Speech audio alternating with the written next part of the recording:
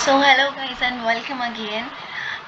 जहाँ तक मैंने उस वाली वीडियो में आपको ये तो समझा दिया था 6 kind of diversion, sorry reversal, 6 kind of reversal, ये तो मैंने आपको समझा दिया था। बट कहाँ पर सेफ ट्रेड होगा, कहाँ पर रिस्की ट्रेड होगा, कहाँ पर हम कॉल बाय कर सकते हैं और कहाँ पर हम पुट बाय कर सकते हैं, ये मैंने आपको नहीं समझाया था। तो अभी मैं आपको समझाती हूँ कि किस तरीके से हम इसमें ट्रेड ले सकते हैं। तो सबसे पहले ये जो हो गया हमारा, क्योंकि अगर हम सपोर्ट पर कॉल बाय करते हैं तो वो हमारा सेफली होता है, बहुत सेफ होता है। तो यहाँ पर अगर हम कॉल बाय करते हैं और यहाँ से आप भी देख सकते हैं मार्केट कहाँ से कहाँ गई है।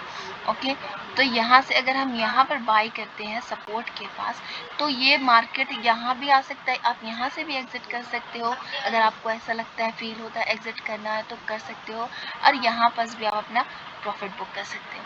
तो ये हो गया हमारा सेफ फ्री ट्रेड। ओके, यहाँ तक।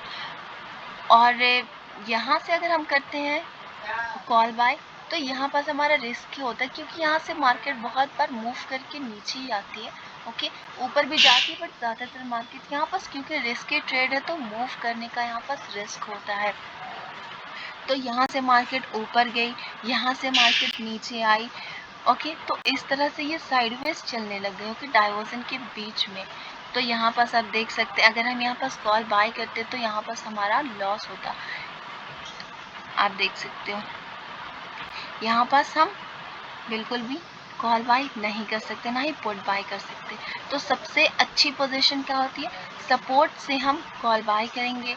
ओके, आप यहाँ एंड ऑफ डाइवर्जन तक सही होता है, बट उसके बाद रिस्की होने लगता है, ये यहाँ से रिस्की होने लगता है, यहाँ तक सही होता है। ओके, उसके बाद हम पुट बाय कैसे करेंगे, तो पुट बाय करने के लिए हमें मार्केट को वेट करना होगा, रेसिस्टेंस को मार्केट टच करे।